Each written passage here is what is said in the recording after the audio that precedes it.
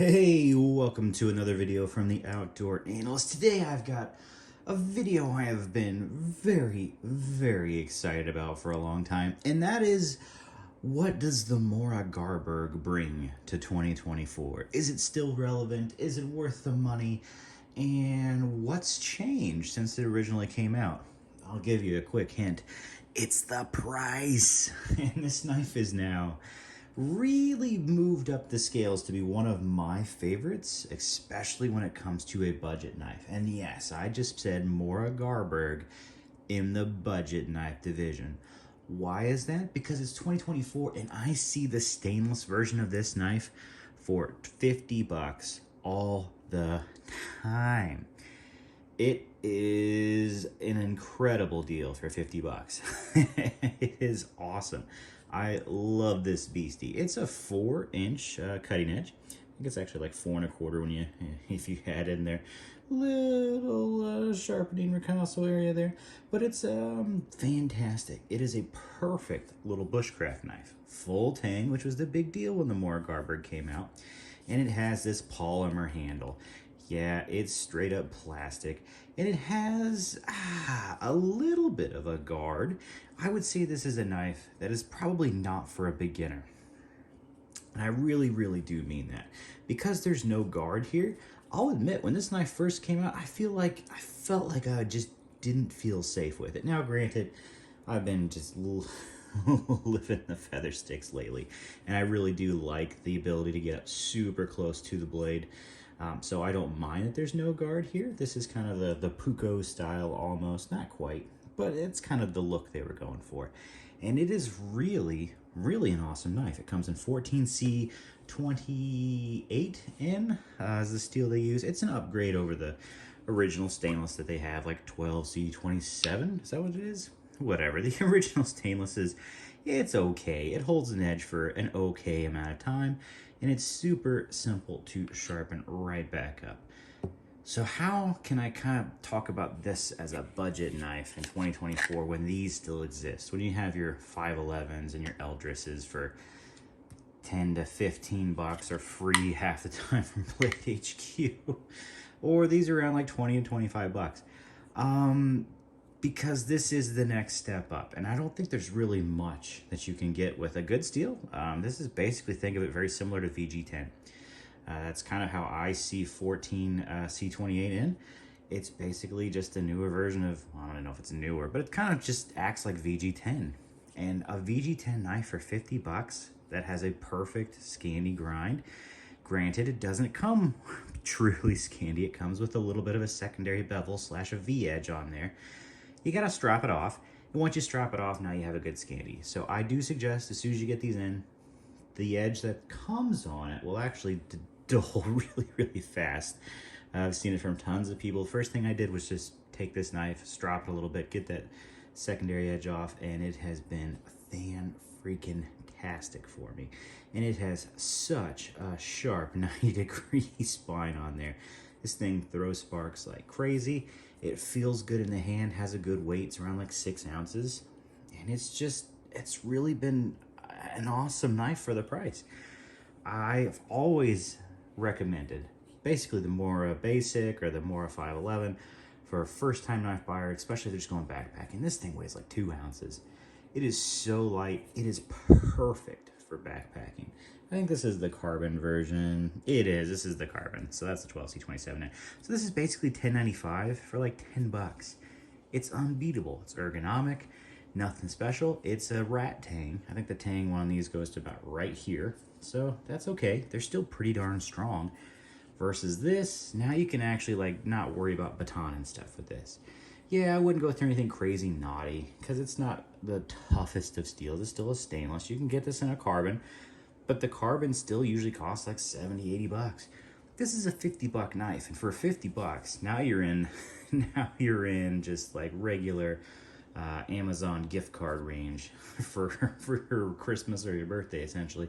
And you could pick up a really incredible bushcraft knife, not just like something that's okay or something that's kind of disposable like this. No, this is a long-term awesome knife, and it comes with a decent sheath. When it comes to like, just taking this on like water trips or kayaking, boating, it's not the best of retention. It holds pretty well, but I think it could probably pop out if you put a lot of zip on it. But it has a great little leather belt loop. This is awesome. I really like this setup. It's super compact. Throw this in a backpack, you're good to go. Throw it on your belt. I have no issues with hiking around with this. I have heard some people have it pop out. It's not the strongest retention, but it's got some retention. It's got some pop in there, but it's a heavy blade. So light retention and heavy blade, you know, you find yourself sideways or upside down, this will probably fall out. So you gotta be a little bit careful with it. Do I really love it though? I do. It's really honestly the best, probably the best buy in 2024 when it comes to a bushcraft knife. And that's saying something. This is actually my favorite little backpacking knife because it is tiny. It weighs absolutely nothing. And it just carves wood like a dream. The Mora Eldris is my favorite Mora, not gonna lie. I keep 511 Moras, or I think, or 511s around the house all the time. These are my beater knives. If I just need to go out and do something crazy, like a whole bunch of soil bags.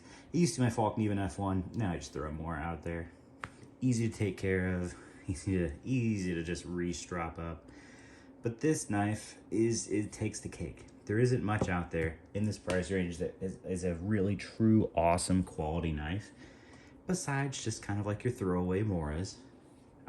The only other one that kind of comes to mind, honestly, just for the price point, and this is totally different style. Oh boy, it's really in there, is the SRK and Cold Steel SRK and SK5. This is basically kind of like 1095. It's maybe like 1085 in reality, but you can't really tell much of a difference between this and this 1095 steel. So if you really want more of a tactical budget knife, yeah, the Cold Steel SRK. For value, these knives are crushing 2024. They really, really are. There isn't much else out there. This was 35 bucks. Are you kidding me? An SRK for 35 bucks and basically 1095 steel. Yeah, that's nuts. And they do a good job on the edge on these. I really like the clip point.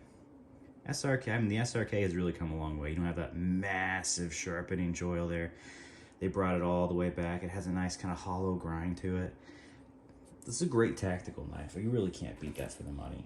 So maybe this is actually the best bang for buck in 2024. But when it comes to bushcraft, an extra 20 bucks or extra 15 bucks, this knife is fantastic. Check them out. If you've never thought you really wanted the Garberg because it was 100 bucks, guess what? On Amazon, these are constantly showing up for 50 bucks. You just cannot beat that price. Is it my favorite knife of all time? No, but it's pretty darn good. And when it comes to like, I almost called this a budget knife. This is like 100 bucks. It's 10.95. I really, really enjoy it from Essie. It's the SE3, or is it the RV3? Yep. Oh, really love this as a bushcraft knife. But for price-wise, does it even compare? No, this is just a way better deal. And it's a comfortable handle. Is it polymer? Yes. Is it actually very comfy for continued use? It really is. This thing feathers like a dream. It splits wood very well. It's a Scandi, so you get a big wedge right off the bat. So if you're doing kindling, you can't do much better than this, especially for the price. Granted, most of the Moras are pretty awesome. I really do like the bushcraft black a lot, but if you're getting into 30 to 40 bucks for the bushcraft black and you can pick this up for 50, it's a heavier knife. So I mean, if you're going backpacking, maybe the bushcraft black, maybe just a basic more basic. But if you really want it for the camp, I think you really can't beat this knife. It's just so good for 50 bucks. It's got pretty decent texturing. Honestly, it kind of feels like Magpul texturing.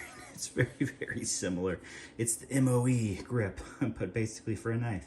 Kind of, that's kind of how it turns out. So anyway, I think this is just such a cool knife. The sheath is good with it. It's hard to beat that. I love it. I really do love it. It's one of the best deals out there.